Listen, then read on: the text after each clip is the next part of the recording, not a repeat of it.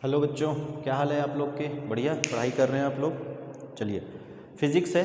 Physics में आगे बढ़ते हैं। पिछला क्लास मैंने बताया था कुलाम्स लॉ किस तरीके से आपको बनाना है। कुलाम्स लॉ का क्वेश्चन आ गया, किस तरीके से बनाना है। ठीक है, आज हम लोग बताते हैं इलेक्ट्रिक फील्ड इंटेंसिटी। आज हम लोग का जो टॉपिक है ये बहुत ही इम्पॉर्टेंट टॉपिक है, electric field and electric field intensity. ठीक, तो मैं कोशिश करूँगा कि आपको जो फिज़िक्स में बताऊँ वो जो बायोलॉजी के बच्चे हैं उनको थोड़ा समझ में आए कि हमारे लिए फ़िज़िक्स का जो इम्पोर्टेंस है वो कितना है। ख़ास तौर पे चलिए, इंजीनियरिंग के जो बच्चे होते हैं उनको समझ में आता है कि डेली लाइफ में फ़िज़िक्स की इम्पोर्टेंस क्या होती है। पर जो हमारा बॉडी होता है, हमारा जो शरीर है, वो शरीर भी फिज़िक्स के रूल्स पे चलता है। ये मैंने पहले भी आपको ये बताया हुआ है। और जो हम आज का टॉपिक पढ़ने वाले हैं ये बहुत ज़रूरी है, हमारी बॉडी के लिए बहुत ज़रूरी है, नेचर के लिए बहुत ज़रूरी है। जब तक हम इलेक्ट्रिक फील्ड जनरेट नहीं करते हैं तब तक ना हमारा करंट जनरेट होता है, तब तक ना हमारा बॉडी रिस्पॉन्ड करेगा। समझ में आया? जो आप करंट देखते हो, जो आप इलेक्ट्रिसिटी देखते हो, उसकी वजह भी इलेक्ट्रिक फील्ड ही है। और आपका जो बॉडी चलता है, आपके जो हाथ पैर चलते हैं, उसका भी कारण जो आपका इलेक्ट्रिक फील्ड है। ठीक, तो पहले इलेक्ट्रिक फील्ड समझ लेते हैं कि क्या होता है। जब हम किसी चार्ज को रखते हैं कहीं पे, तो वो चार्ज क्या करता है, अपने आसपास के दूसरे चार्ज पे एक फोर्स लगाता है, और यही फोर्स आगे जाके हमारा बनता है इलेक्ट्रिक फील्ड इंटेंसिटी। इसको हम लोग बोलते हैं, यदि आपको डेफिनेशन देखना है तो electric field intensity force per unit charge, कि किसी चार्ज पे किसी दूसरे चार्ज ने, इस चार्ज को हम लोग बोलते हैं सोर्स चार्ज, क्योंकि ये ऐसा चार्ज होता है जो फोर्स लगाएगा। और इसको हम लोग बोलते हैं टेस्ट चार्ज, क्योंकि ये ऐसा चार्ज होता है जो एक्सपीरियंस करेगा, फोर्स को एक्सपीरियंस करेगा। ठीक है, तो सोर्स चार्ज, जैसे सोर्स और टेस्ट में जब कन्फ्यूज़न हो तो आप मान के चलो कि हमारा जो सन है वो सोर्स है और कैंडल जो है वो टेस्ट है। सन का इफ़ेक्ट कैंडल पे दिखाई देगा। आप एक मोमबत्ती जला के रख दो तो मोमबत्ती जो है वो सूरज को गर्मी नहीं देने वाला है, सूरज का जो इफ़ेक्ट होगा वो मोमबत्ती पे दिखाई देगा। बस वैसा ही होता है सोर्स और टेस्ट के बीच का डिफरेंस। ठीक है, तो जो इफ़ेक्ट दिखाना होगा वो सोर्स दिखाएगा, और जो एक्सपीरियंस लेना होगा वो कौन दिखा लेगा, हमारा टेस्ट चार्ज लेगा। इनके बीच का डिस्टेंस, यदि मैं मान लूँ कि इनके बीच का डिस्टेंस r है, तो इनके बीच जो फोर्स लगेगा F is equal to K Q Q zero divide by R square, ये इनके बीच का फोर्स लगता है। ये मैंने आपको कुलाम्स लॉ में पुराने वीडियो में बताया है। तो electric field is equal to क्या हो जाएगा, F upon Q zero, F का वैल्यू रख दो K Q Q zero divide by R square upon R square upon Q zero, तो क्यू ज़ीरो से क्यू ज़ीरो कटा, ये बच गया K Q divide by R square.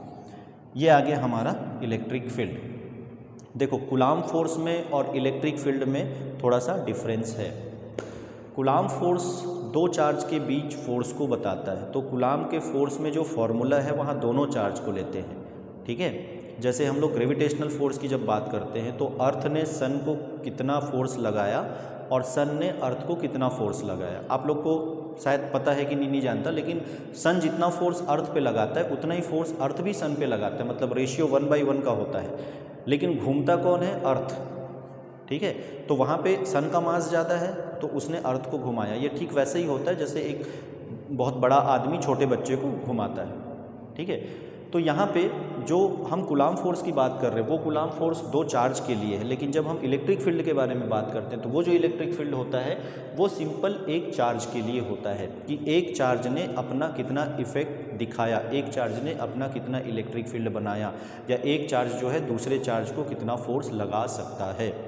ठीक है, ये है भाई इलेक्ट्रिक फील्ड। चलिए फॉर्मूले पे हम आते हैं, तो फॉर्मूले पे K Q divide by R square, तो electric field is equal to होता है हमारा force divide by Q zero. फॉर्मूले के हिसाब से यदि मैं बात करूं तो इलेक्ट्रिक फील्ड इक्वल टू होता है K Q divide by R square. तो इलेक्ट्रिक फील्ड डायरेक्टली प्रोपोर्शनल होता है चार्ज पे। यदि चार्ज ज़्यादा है तो इलेक्ट्रिक फील्ड ज़्यादा है। जैसे आप लोग मोबाइल चार्ज करते हो, चार्जिंग करते हो ना मोबाइल, कुल मिला के हमारा जो मोबाइल की बैटरी होती है वो क्या करता है, एनर्जी स्टोर करता है in the form of electric field. हमारा कैपेसिटर क्या करता है, एनर्जी स्टोर करता है, कंडेंसर होता है ना पंखे का condenser, in the form of electric field. ठीक, हमारा बॉडी जो होता है वो भी इलेक्ट्रिक फील्ड पे चलता है। हमारी बॉडी की जो एनर्जी होती है, हमारी बॉडी की जो सिग्नलिंग होती है, अभी मैं आगे जाके आपको बताने वाला हूँ कि बॉडी के जो सिग्नल्स होते हैं कैसे ट्रांसफ़र होता है, आपका बॉडी कैसे काम करेगा, किस तरीके से। पहले थोड़ा इसको मैं समझा देता हूँ। तो जितना ज़्यादा चार्ज होगा उतना ही ज़्यादा हमारा इलेक्ट्रिक फील्ड बनेगा, और जितना ज़्यादा डिस्टेंस होगा, ये आर है और ये इलेक्ट्रिक फील्ड है, तो जितना ज़्यादा डिस्टेंस बढ़ेगा उतना इलेक्ट्रिक फील्ड कम होते जाएगा।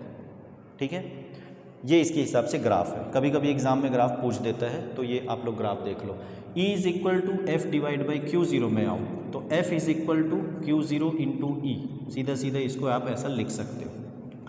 तो यदि इलेक्ट्रिक फील्ड कहीं पर बना हुआ है ना, अब इलेक्ट्रिक फील्ड कैसे बनता है, जैसे मैंने बैटरी लगाया, मान लो ऐसा मैं बैटरी लगाऊं, इलेक्ट्रिक फील्ड का जो डायरेक्शन होता है ना, वो हमेशा प्लस चार्ज से माइनस चार्ज की तरफ होता है। ये थोड़ा इंपॉर्टेंट पॉइंट है, याद रखना।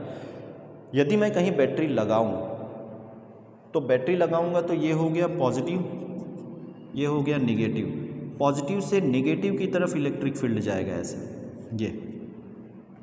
तो इलेक्ट्रिक फील्ड का डायरेक्शन जो होता है वो हमेशा प्लस से माइनस की तरफ होता है। और उस इलेक्ट्रिक फील्ड में चार्जेस कैसे बिहेवियर में आते हैं, चार्जेस का बिहेवियर कैसा होता है, इसको समझते हैं। सबसे पहले यदि हमारा चार्ज पॉजिटिव नेचर का है, जैसे पॉजिटिव नेचर के चार्ज में हम बात करते हैं प्रोटॉन की, पॉजिटिव नेचर के चार्ज में हम बात करते हैं अल्फा पार्टिकल की, और कहीं पे इलेक्ट्रिक फील्ड लगा हुआ है, तो पॉजिटिव चार्ज क्या करेगा, ये इलेक्ट्रिक फील्ड लगा हुआ है तो पॉजिटिव चार्ज में उसी तरफ फोर्स लगेगा, और कितना फोर्स लगेगा, F is equal to Q into E, इतना फोर्स उस पर लगेगा। अब न्यूटन ने बताया था कि जब तक फोर्स नहीं लगेगा कोई चीज़ में बदलाव नहीं होगा, लेकिन फोर्स लगेगा तो सब चीज़ बदलेगी। तो फोर्स लगेगा तो क्या बदलेगा, फोर्स लगेगा तो एक्सीलरेशन आ जाएगा, फोर्स लगेगा तो एक्सीलरेशन आएगा, तो एक्सीलरेशन आएगा तो वेलोसिटी बदलेगा, वेलोसिटी बदलेगा डिस्प्लेसमेंट भी बदलेगा। बात समझ में आ रहा है ना। तो जैसे ही फोर्स लगा इलेक्ट्रॉन पे या प्रोटॉन पे, जैसे ही फोर्स लगा स्पीड बढ़ी तो फिर उसकी काइनेटिक एनर्जी भी बढ़ने लगती, बहुत तेज़ी से वो चलने लगता है। यदि हम निगेटिव चार्ज की बात करें, Q0, यदि हम निगेटिव चार्ज पे आते हैं तो निगेटिव चार्ज पे जो इलेक्ट्रिक फील्ड है वो ठीक अपोजिट फोर्स लगाएगा। यदि इलेक्ट्रॉन, निगेटिव चार्ज में जनरली हम लोग इलेक्ट्रॉनिक चार्ज की बात करते हैं, तो यदि कोई इलेक्ट्रॉन है तो वो इलेक्ट्रॉन इलेक्ट्रिक फील्ड के अपोजिट चलेगा। तो ये 2 पॉइंट याद रखना है, बहुत इंपॉर्टेंट पॉइंट है, पॉइंट टू बी नोटेड। पहला, पॉजिटिव चार्ज है तो इलेक्ट्रिक फील्ड की तरफ फोर्स लगेगा, निगेटिव चार्ज है तो इलेक्ट्रिक फील्ड के अपोजिट फोर्स लगेगा। ठीक है, तो इस तरीके से ये हम बैटरी कहीं पे लगाते हैं। और यदि इस बैटरी में मैं यदि प्रोटॉन रख दूँ बीच में, कहीं पे प्रोटॉन है तो वो प्रोटॉन उसी तरफ जाएगा, इस बैटरी की तरफ। जैसे ये ए प्लेट हो गया, ये प्लेट ए हो गया और ये बी हो गया। ठीक है, थोड़ा सा इसको मैं और डिटेल में आपको बता दूँ। जैसे मान लो ये हो गया हमारा पॉजिटिव प्लेट, ये हो गया निगेटिव प्लेट। ठीक है, आपको यदि बैटरी दिया हुआ है तो आपका सबसे पहला काम है कि बैटरी से इलेक्ट्रिक फील्ड किस तरफ जाएगा, ये आपका पहला काम। आपको सोचना है कि हाँ बैटरी है, आप बैटरी बनाओ, बैटरी बनाने के बाद पॉजिटिव निगेटिव किधर जाएगा, तो हमारा इलेक्ट्रिक फील्ड इधर आएगा, ये ऐसे। ठीक है, यहाँ पे एक तीसरा पॉइंट है, यदि कोई चार्ज ही ना हो, ज़ीरो हो, जैसे न्यूट्रॉन पे कोई चार्ज नहीं होता तो उस पर कोई फोर्स नहीं लगेगा। अब मैंने एक इलेक्ट्रॉन को इस तरफ थ्रो किया v वेलोसिटी से, एक प्रोटॉन को इस तरफ थ्रो किया v वेलोसिटी से, और एक न्यूट्रॉन को इस तरफ थ्रो किया v वेलोसिटी से। तीनों की वेलोसिटी सेम है। ठीक है, इलेक्ट्रॉन, प्रोटॉन, न्यूट्रॉन तीनों की वेलोसिटी सेम है, और ये पॉजिटिव प्लेट और ये निगेटिव प्लेट है। मैंने v वेलोसिटी से तीनों को थ्रो किया है। अब कौन किधर जाएगा, सवाल ये है कि कौन किधर जाएगा, कितने एक्सीलरेशन से जाएगा, तो वो कैलकुलेट करने वाला अगली क्लास में। आज सिर्फ हम कॉन्सेप्ट पे बात करते हैं। तो ये जो इलेक्ट्रॉन है, क्योंकि इलेक्ट्रॉन कैसा है, नेगेटिव चार्ज, तो नेगेटिव चार्ज को कौन खींचेगा, पॉजिटिव वाला, तो इलेक्ट्रॉन ऐसे जाएगा। ठीक है, इलेक्ट्रॉन पे, क्योंकि सीधी सी बात है, सीधा कॉन्सेप्ट है, इलेक्ट्रॉन को कौन खींचेगा, पॉजिटिव वाला। प्रोटॉन को कौन खींचेगा, निगेटिव वाला, क्योंकि प्रोटॉन इधर जाएगा। और न्यूट्रॉन को कोई नहीं खींचेगा तो न्यूट्रॉन सीधा जाएगा। तो ये पाथ आप समझ लो, इलेक्ट्रिक फील्ड में कोई भी चार्ज होता है तो वो कुछ इस तरीके से चलता है। ठीक है, ये तो हो गई बात इलेक्ट्रिक फील्ड की। अब बता दूं कि हमारी बॉडी में इलेक्ट्रिक फील्ड का क्या रोल होता है। हमारी बॉडी में जो सिग्नल की ट्रांसफरिंग होती है वो न्यूरॉन्स के थ्रू होती है। आप लोगों ने बायोलॉजी में पढ़ा होगा, जो बायो के स्टूडेंट हैं उनके लिए स्पेशली, हमारा जो ब्रेन होता है, ब्रेन पे होता है न्यूरॉन जो सिग्नल को ट्रांसफ़र करने का काम करता है। ठीक, और जो न्यूरॉन होता है, न्यूरॉन किस तरीके से काम करता है, तो न्यूरॉन्स जो होता है वो सिग्नल, इलेक्ट्रिक सिग्नल को ट्रांसमिट करने का काम करते जाता है। जब आप किसी भी चीज़ को पकड़ने की कोशिश करोगे तो न्यूरॉन एक्टिव होगा और वो सिग्नल भेजेगा, जैसे मुझको इसको पकड़ना है ना, या मुझको किसी चीज़ को पकड़ना है, या कहीं पे न्यूटन का याद है ना, न्यूटन भाई एप्पल गिरा तो न्यूटन ने ग्रेविटी ढूंढा, तो ढूंढा कैसे, एप्पल गिरा तो गिरने के बाद न्यूटन का न्यूरॉन्स काम किया कि भाई वो नीचे कैसे आ रहा है, तो इलेक्ट्रिक फील्ड जनरेट हुआ। तो इलेक्ट्रिक फील्ड कैसे जनरेट होता है, देखो ये हमारा न्यूरॉन कुछ इस तरीके से ऐसा रहता है, ऐसा न्यूरॉन, ये है आपका न्यूरॉन। ठीक है, ये ऐसा डायग्राम है, बहुत अच्छा डायग्राम नहीं बनाता मैं, तो ये हम न्यूरॉन की बात करते हैं। ये न्यूरॉन, इसको हम लोग बोलते हैं एक्सॉन। न्यूरॉन का जो बीच का पार्ट है, आप ऐसा समझो कि ये इसकी मुंडी, ये इसका पीछा हिस्सा, ये हो गया हेड और ये हो गया टेल। ये मैं टेक्नोलॉजी टर्मिनोलॉजी में बात नहीं कर रहा हूँ, फिजिक्स का टीचर हूँ, मैं अपने हिसाब से बता रहा हूँ। ठीक है, बाकी क्या बोलते हैं वो आप लोग बायो में पढ़ लेना कैसा बोलते हैं। ठीक, तो आप याद रखो, ये इसका हेड, ये इसका टेल, ये बीच का जो हिस्सा है, ये जो हमारा बॉडी का बीच का हिस्सा होता है ना, वैसा उसका एक्सॉन। ऊपर में होता है सोडियम प्लस आयन, नीचे में होता है पोटेशियम प्लस आयन, और बीच में यहाँ पे होता है channel gates, sodium channel gates, sodium channel gates, इधर हो गया पोटेशियम चैनल गेट्स।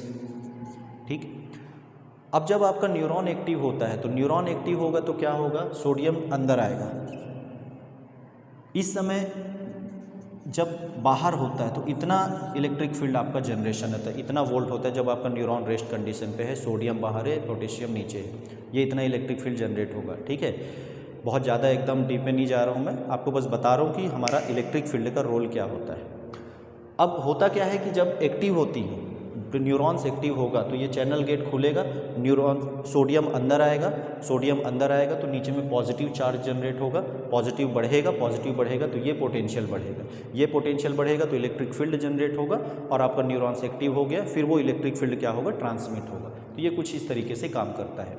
यदि ज़्यादा सोडियम पॉजिटिव आ गया, चलो ये इन आउट चलते रहता है, सोडियम आयन और पोटेशियम आयन का, पोटेशियम आयन बाहर जाता है, सोडियम आयन अंदर आता है, तो ये प्रोसेस चलता है, तो बैलेंसिंग होता है। मान लो कभी ऐसा हो कि सोडियम आयन्स ज़्यादा आ गए बॉडी में, या बॉडी एक्सॉन में अंदर में ज़्यादा आ गया, तो अंदर में वोल्टेज ज़्यादा बनेगा, वोल्टेज ज़्यादा बनेगा तो इलेक्ट्रिक फील्ड ज़्यादा बनेगा, इलेक्ट्रिक फील्ड ज़्यादा बनेगा तो फिर प्रॉब्लम होती ना, ब्रेन में प्रॉब्लम होगी। तो आपका जो न्यूरॉन है, ब्रेन का जो न्यूरॉन है, आदमी का सब कुछ ख़राब है, दिमाग ठीक है तो भी काम कर लेगा। जैसे स्टीफन हॉकिंग्स, आपने साइंटिस्ट का नाम सुना होगा, पूरा बॉडी पैरालाइज्ड था, ब्रेन उनका काम करता था और उस केस में भी उन्होंने बहुत अच्छा काम किया। तो ब्रेन आपका काम करना चाहिए, सबसे बड़ा CPU जो आपका है वो आपका ब्रेन है, और ब्रेन के साथ आपका न्यूरॉन्स जो होता है वो बहुत अच्छा होना चाहिए। यदि न्यूरॉन्स बहुत अच्छे से काम कर रहे हैं तो आपका ब्रेन काम करेगा। ठीक है, आप स्ट्रेस लेते हो, आप टेंशन लेते हो, टेंशन लेने पे हाई इलेक्ट्रिक फील्ड जनरेट होता है, हाइपर टेंशन की प्रॉब्लम होती है ना, हाई इलेक्ट्रिक फील्ड जनरेट होगा तो सिग्नलिंग में प्रॉब्लम आएगा। कहीं पे इलेक्ट्रिक फील्ड नहीं पहुंच रहा है, कहीं पे न्यूरॉन्स नहीं पहुंच रहे, इलेक्ट्रिक फील्ड नहीं पहुंच रहा है, तो लकवा का प्रॉब्लम आएगा। समझ में आ रहा है? तो ये जो आप इलेक्ट्रिक फील्ड पढ़ते हो, ये इलेक्ट्रिक फील्ड आपने मोबाइल को चार्ज होते देखा तो भी इलेक्ट्रिक फील्ड का काम है। ठीक, कहीं से बिजली गिर गया तो भी इलेक्ट्रिक फील्ड जनरेट हुआ। तो हर जगह हम लोग इलेक्ट्रिक फील्ड के बीच में ही हैं, हम लोग मैग्नेटिक फील्ड के बीच में, हम लोग इलेक्ट्रिक फील्ड के बीच में हैं। बाहर भी हमारा इलेक्ट्रिक फील्ड है, अंदर भी, बॉडी में भी हमारा इलेक्ट्रिक फील्ड है। ठीक है, तो जब भी आप लोग इलेक्ट्रिक फील्ड पढ़ो, चाहे आप लोग इंजीनियरिंग के स्टूडेंट हो या बायो वाले स्टूडेंट हो, आप इलेक्ट्रिक फील्ड जब भी पढ़ोगे तो उसको आपको समझ के पढ़ना पड़ेगा। आपका प्रैक्टिकल जो नॉलेज है, जब तक वो आप प्रैक्टिकल नॉलेज गेन नहीं करोगे तब तक आपको उसको मतलब नहीं है। ठीक है, अब इसके बारे में हम लोग अगली क्लास में बात करेंगे। ये यहाँ तक की थ्योरी मैंने आपको बताया, किस तरीके से हमारा इलेक्ट्रिक फील्ड जनरेट होता है, कैसे होता है। अब इसका जो न्यूमेरिकल्स वगैरह है उसके बारे में अगली क्लास में मैं आपको बताऊँगा। ठीक है, चलिए पढ़ते रहिए। अच्छे से पढ़ते रहिए, स्वस्थ रहिए, मस्त रहिए। चलिए बाय बाय।